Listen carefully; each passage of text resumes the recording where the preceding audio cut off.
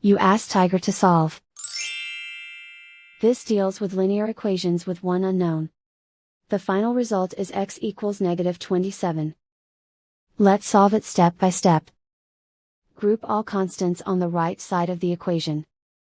Subtract 2 from both sides. Simplify the arithmetic.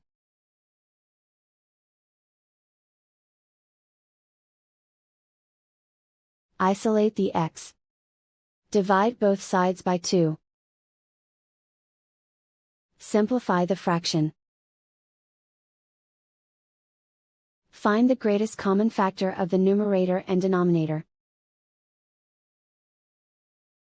Factor out and cancel the greatest common factor. And so the final result is x equals -27.